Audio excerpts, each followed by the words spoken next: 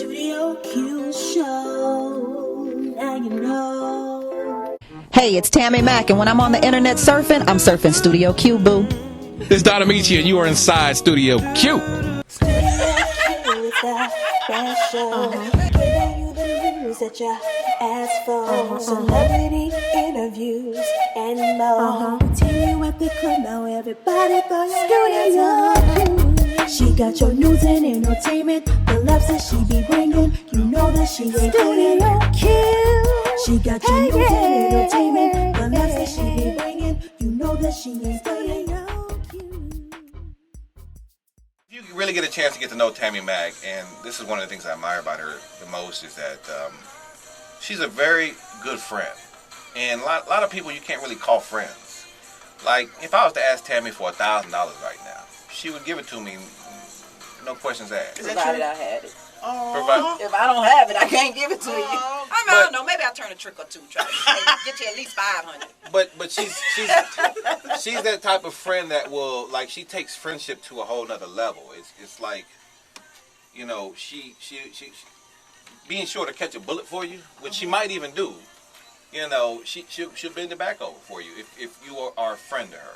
You know, and that's one of the things I admire the most about her. And you don't see that too often nowadays, because a lot of people say, yeah, I'm cool with that, but it's just all fake and phony.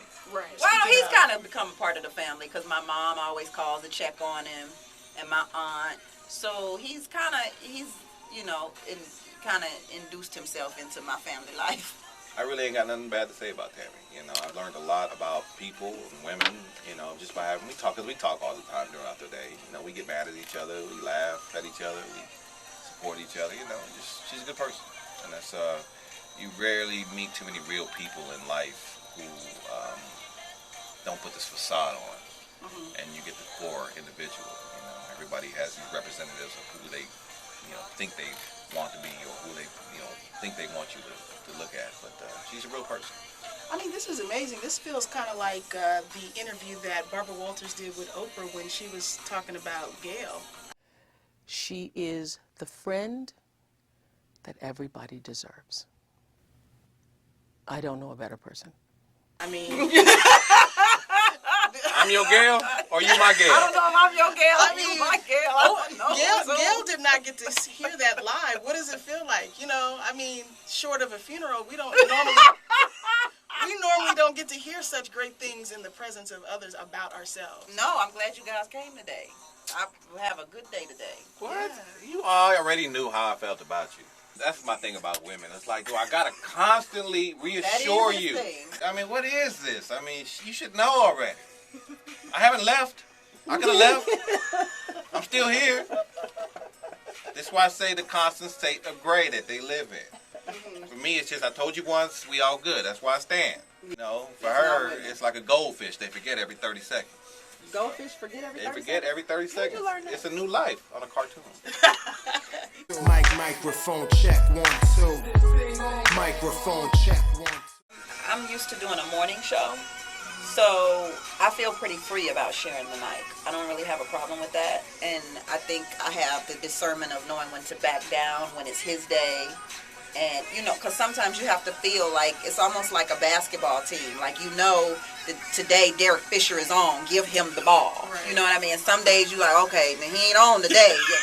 Pass it on back over here. So there are those days where it's his day, and you get that feeling, and you know it, and you let it roll. And then there are those days where, you know, it's your day, and you keep them coming. But you have to learn how to respect that, and not always want to be the person to always say the funny thing or the smart thing, or that you just have to kind of let it happen. And so I think because we kind of do this off air, it works for us on air. She's worked on morning shows. I've just been a solo act for the majority of my career. And so it took some used to getting through, but, you know, I'm always concerned not about who makes the funny line, as long as the funny line is being made. So it doesn't have to come from me. As long as it's being made, I'm more concerned with the break and how it sounds, you know. So, but it took us a minute to kind of feel out each other's personalities over the course of years, and I think we've gotten more in sync with each other, and we understand each other's personalities better, and, you know, it's kind of like this brother sister. We crack on each other all the time. She takes it, I take it. It's no hard feelings, and because we always just trying to, at the end of the day, put out entertaining content so that people will continue to listen and it'll constantly grow. We're not spending every day going, well, why you say that about me on the radio? Why you say that about me on the radio? You know? Right, And I right. think we kind of know each other now to where we kind of know what lines not to cross. Okay. Like, okay, I'm not going to go there. Okay, that might be too much. Mm-hmm. So I think we're kind of good with that. I think I got him to stop talking about my age now. I'm not sure. I'm not totally sure. No, I just gave But up. he knows that's a bone with me. Okay. I don't know that he has anything that he's. I really don't. I don't know. Are you an open book? I told him he couldn't find his daddy one day. My mom called. You should not say that. That is not nice. That's not. But Don Amici, like, he takes the punches like Mike Tyson. Like, I he don't even care. I separate myself from, my life is an open book and nothing is embarrassing to me. Because in order for you to be embarrassed, you got to give people control over your feelings, and I don't give people that control. So you can say whatever you want about me. You can talk about me all you want. It really doesn't matter to me, because the only thing that matters to me is what I think about myself. And so I think that allows for me to, allow for us to put out a great show and, not take anything personal. That's all she needed to say to me was, okay, Tammy, and then you're supposed to hit the button and let the song play. Well, what does she mean by that? She means she doesn't want to go on this emotional trip. She knew her daddy, and that's enough. Why didn't you just say that? Why are you just going to say that? She was trying to be nice. It sounds nice to me. Sound like she said it with a little attitude. Okay, Tammy. I didn't take it that way. I See? did. I didn't. You start. So. Can I pay you later?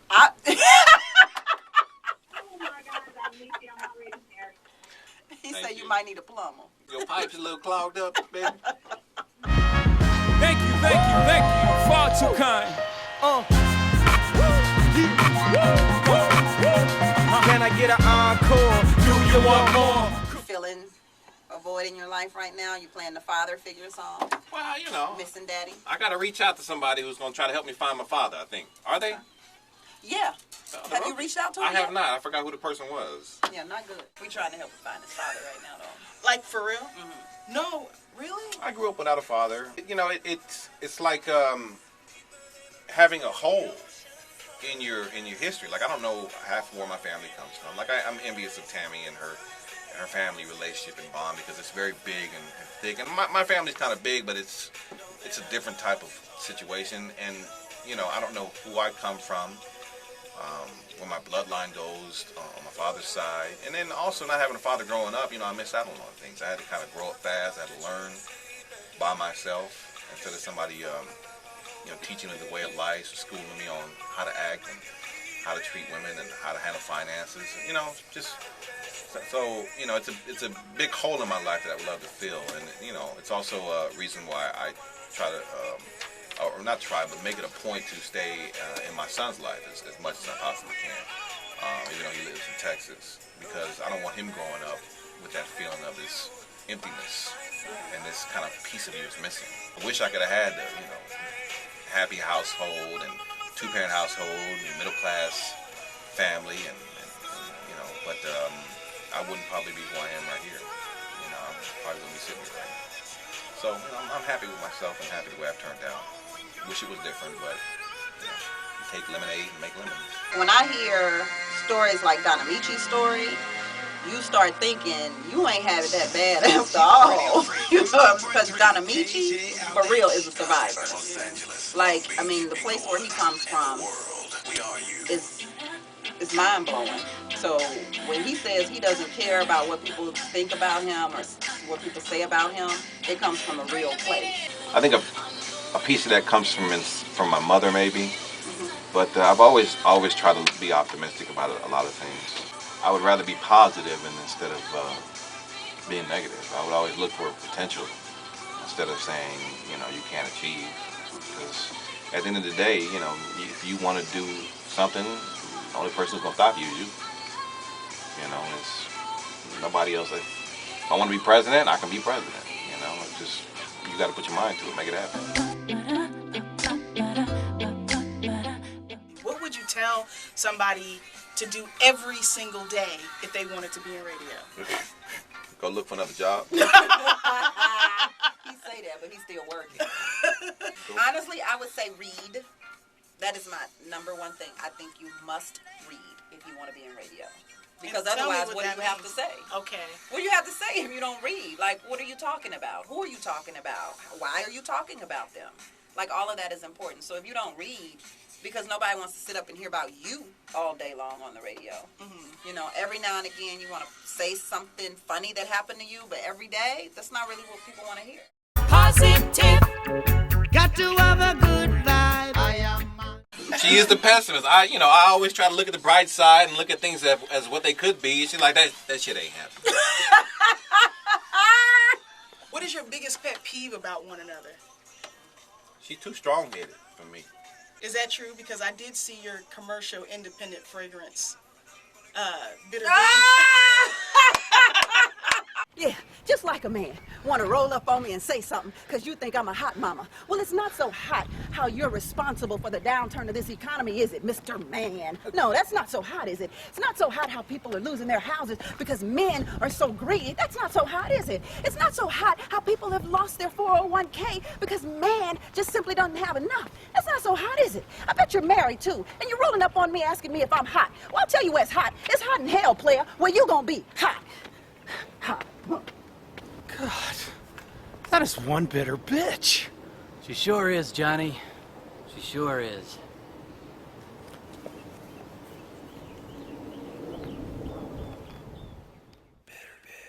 I was like, what commercial?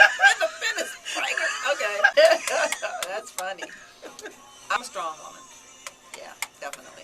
And you know what? I wouldn't want to have it any other way. I mean, I think that's what makes it work so well. We both have strong opinions about a lot of things, and sometimes we don't budge off of our opinions. But I think that's what people like here. I think people like to hear a woman stick up for herself, stick up for her views, stick up to a man, and men like to hear a man sound stupid. I'm still learning stuff because there's still stupid things that I do. But I think I don't think anybody's perfect. I mean, we all do stupid stuff, I think we will always continue to do stupid stuff. That's just being a human being, Biggie has a song. I don't know which song it is. It say always stay an intern. You should always stay an intern because once you feel like you can't learn anymore, you can't grow anymore, you've just done it. That's it. It's over. Like, you're not going to get any better, and who wants to not be better? Right. So I think you should stay an intern all the time. Being fired in this business is just like getting hired in this business. It comes with the territory. Occupational hazard. It is an occupational hazard because you can get. I got a job working for CBS, making a great amount of money, and got laid off 8 months later. It happens. Because the radio business lives and thrives by the economy. So if the economy's doing good, radio's doing good. If the economy's doing bad, you're about to get fired. So how is radio doing now? It's getting better. We are fortunate enough to work for a radio station owned by Stevie Wonder that doesn't have a massive amount of debt attached to it, where all the other radio companies are owned by corporations that have debt payments that they have to constantly meet. And so because they have that, they work on skeleton crews.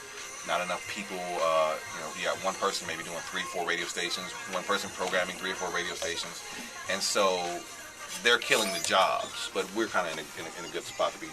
But thank you so much. It's been quite a Thank pleasure. you, Quincy, and I love your iPodcast.